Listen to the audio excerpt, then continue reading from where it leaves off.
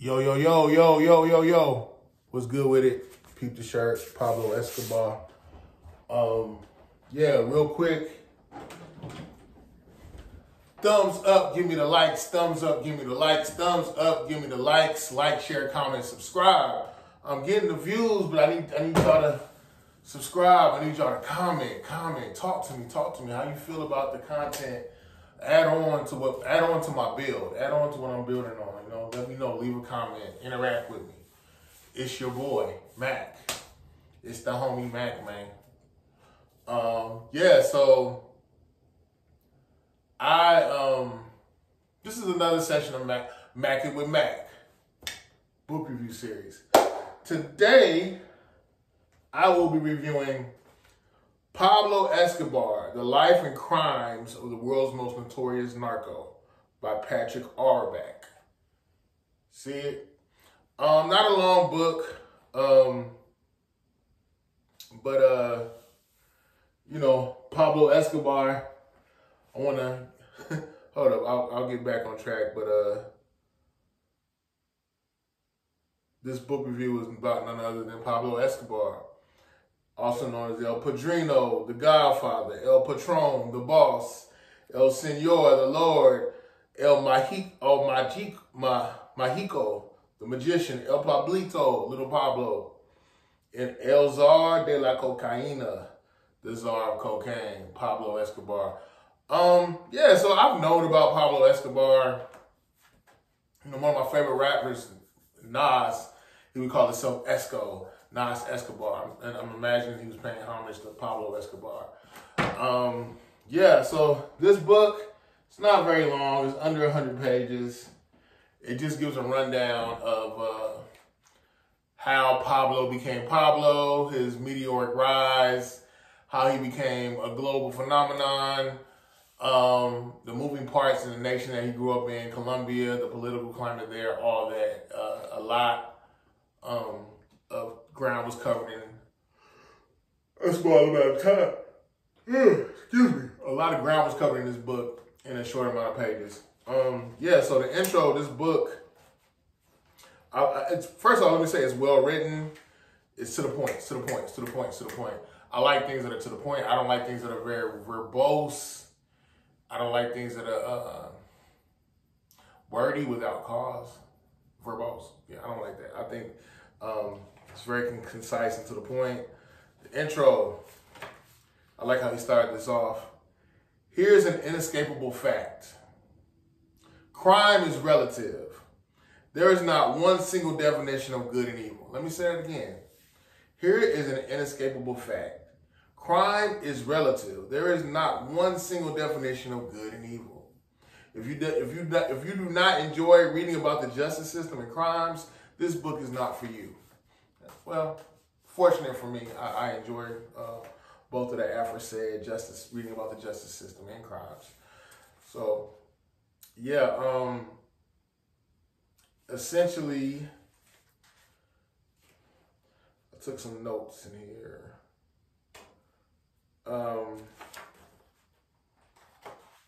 This is the climate. There were rumors that the CIA assassinated leftist presidential candidate Jorge Eliezer Gaetan, who fought for social justice. It was this event that led to the separation and violence of La Violencia. Colombia was then ruled by an oligarchy that owned the majority of the country's land and wealth, leaving more than half the country to live in extreme poverty. Pablo hated Colombian society and poverty in general for this reason. So the climate is letting you know this is, I mean, in a lot of ways, Colombia Colombia essentially was, not necessarily a banana republic, but they function at the behest of American politics, American power structures. America, has some imperialist interaction with Colombia. We're known to do that. But yeah, so Pablo Escobar had a term called Pablo. His motto was plata or plomo. Plata or plomo meaning silver or lead. Either you take the bribe or you take the bullet. Essentially, like when I'm reading this, like it felt like Pablo was like on some real Robin Hood stuff. Like at one point he let me get to it.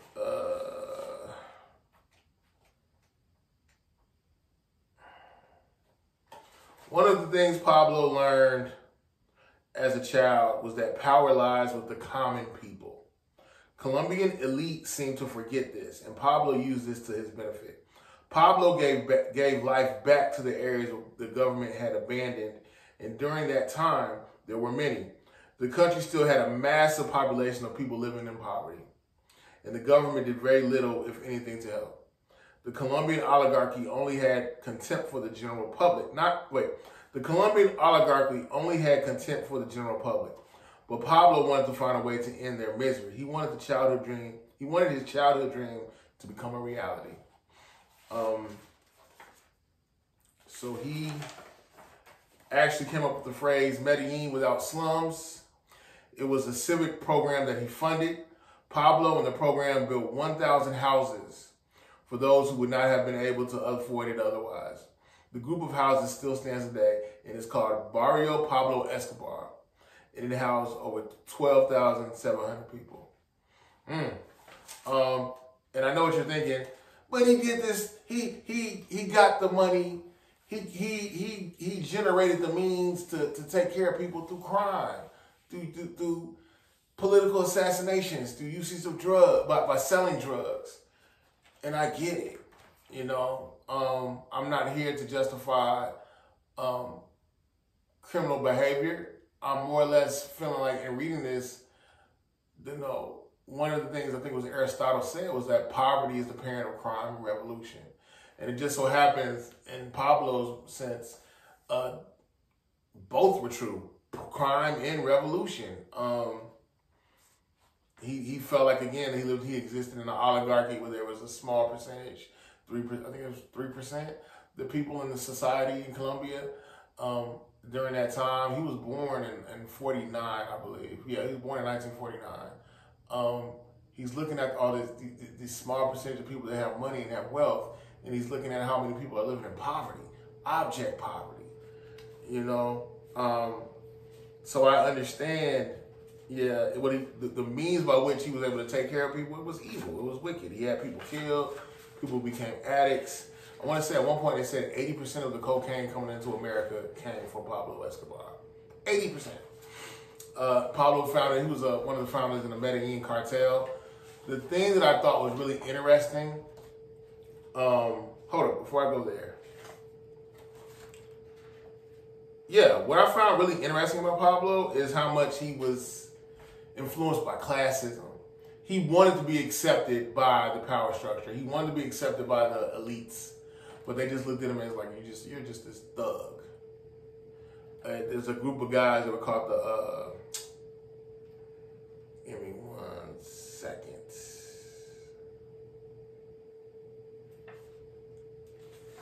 There were a group of guys, their name escapes me. Give me 1 second.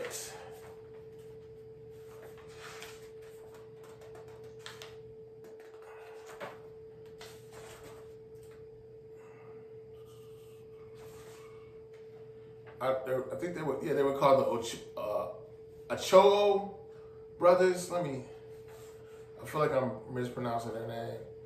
But the Ochoa brothers, the Achas brothers, they were selling dope. I don't know if I'm pronouncing it right. Ochoas. Ochoas brothers. They were high skilled crooks, and they didn't accept Pablo at first. And I realized how the classism and maybe some of his insecurity or maybe an inferiority complex he developed being poor, he felt some kind of way about wealthy people. He wanted to run with them. He wanted to have the power. but he did feel like that he was rejected, and ultimately in a lot of ways he was. They didn't like him. Even at one point, Pablo had became a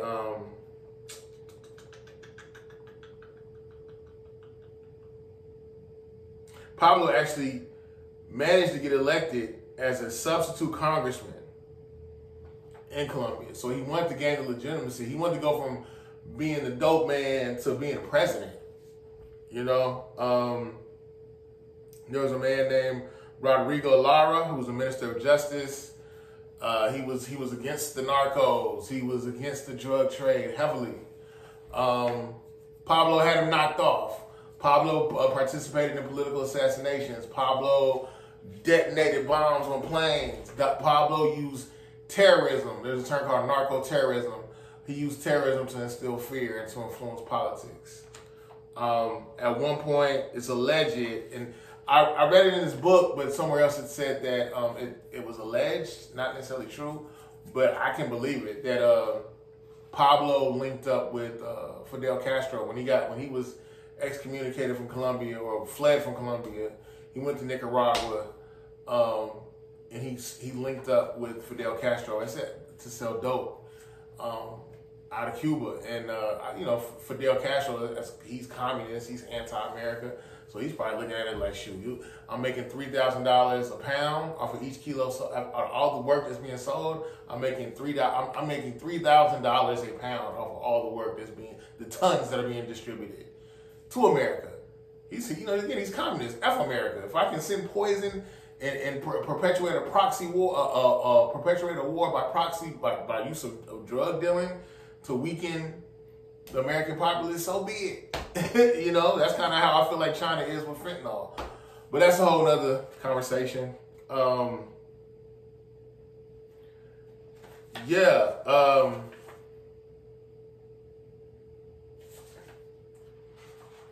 Let's see.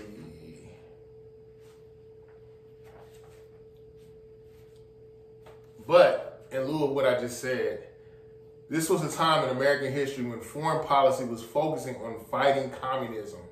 However, once a connection was made between narco trafficking and communism, putting a stop to the drug trade became a priority. Sandinista guerrillas, the whole Iran-Contra affair, all that. The DA wanted the pictures to be kept secret, but Washington chose to use them in an anti-drug campaign. This meant that Pablo Escobar was deemed an international threat. He was portrayed as an individual who was undermining U.S. power.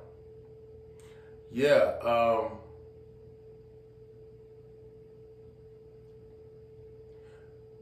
And by pictures, there were pictures of just the Sandinista guerrillas in Nicaragua. And Washington believed that the U.S. officials believed that the Sandinistas were funded by drug money. We know Sandinistas were guerrillas that were trying to, challenge Nicaraguan. Was it Nicaragua? No, not Nicaragua. Was it Nicaragua?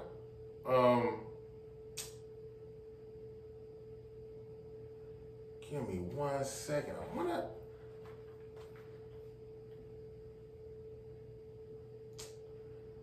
want to say it was Nicaragua, but let me make sure.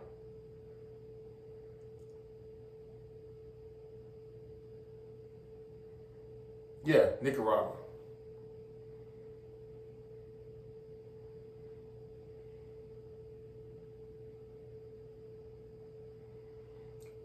Sandinista was a socialist political party in Nicaragua. The U.S. government viewed the leftist Sandinistas as a threat to economic interests of American corporations in Nicaragua and a threat to national security. So where am I going with this now? I know I'm talking about a lot here. The thing that I thought was interesting was he was, hold on. This review may seem a little choppy. It's just a lot of things that are coming to my remembrance, and I'm seeing things in the book, things I want to touch on. And I'm kind of deviating from my list a little bit. Between the months of August and December 1989, more than 88 car bombs were detonated in popular Colombian cities. These explosions were placed at banks, malls, hotels, Officers killed thousands of people. The cartel also put a bomb on a plane, killing 107 passengers. The term narco-terrorism was coined for these types of attacks. These types of crimes had a huge impact on the public. Colombians began to feel incredibly unsafe, and they were losing faith in their government's ability to take down the drug trade. You also had, in Colombia, let me find it.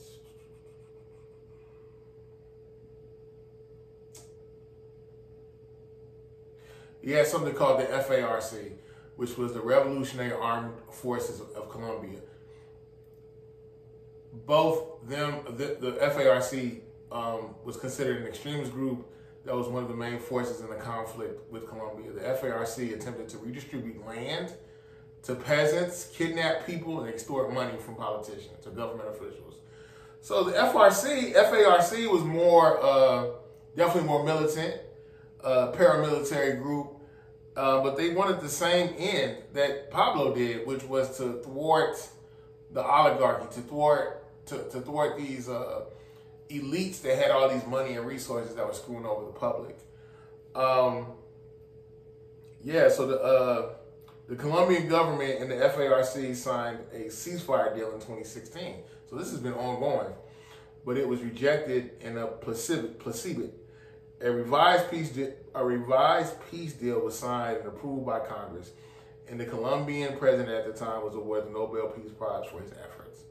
So that's major. But yeah, it's interesting how the FARC and Pablo Escobar, their means were different, but they wanted to have the same end, which was to thwart the oligarchy, to stymie the oligarchy, to stop it and redistribute land and wealth. Let me get to, one interesting thing, Pablo actually agreed to come back to Colombia because he went to Nicaragua, he went to Panama. He left Colombia for a while, but he decided to come back.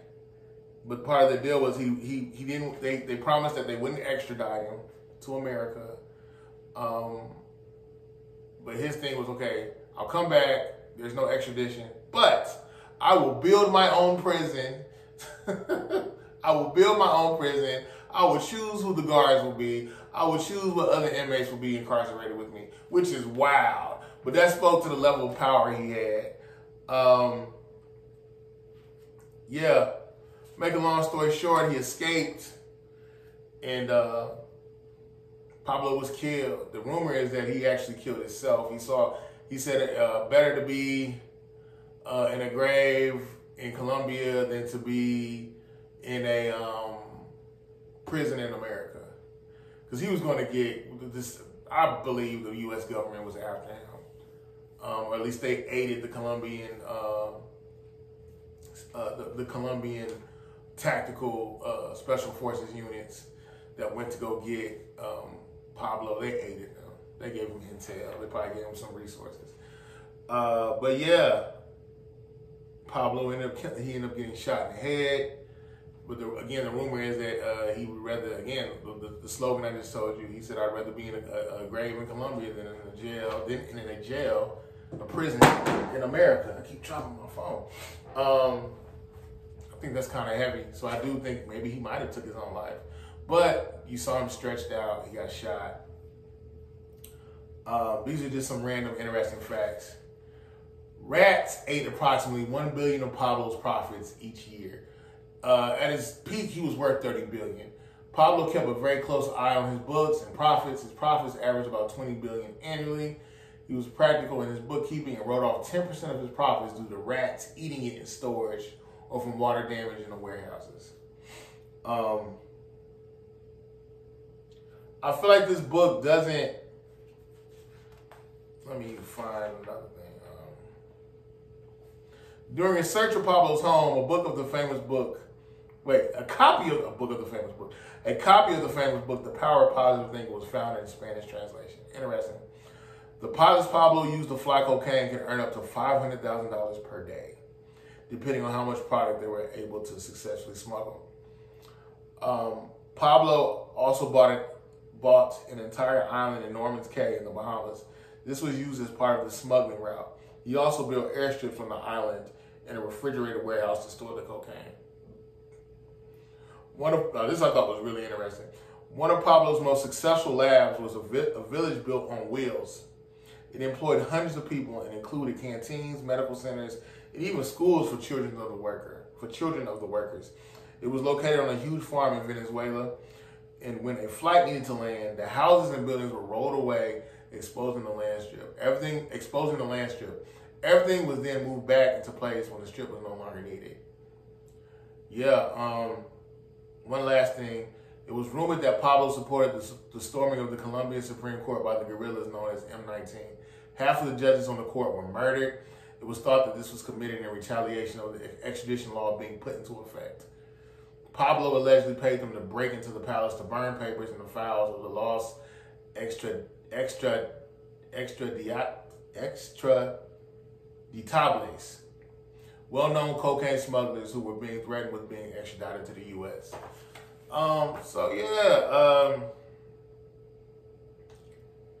Pablo Escobar, really interesting man. I know he had a group of shooters called them Sicarios. They were hitmen, and they actually carried out a lot of. Damn, I dropped my phone one more time. They carried out a lot of the political assassinations at the behest of Pablo. But yeah, Mac and Mac book review series. Check this book out, Pablo Escobar, The Life and Crimes of the World's Most Famous Notorious Narco. Good read. It gives you a cursory glance of the life of Pablo Escobar. There's more scholarship you can find about Pablo, but this is what I got my hands on. It's the homie Mac, man. Each one teach one, piece of love. Reporting live from the Dogon. I'm out.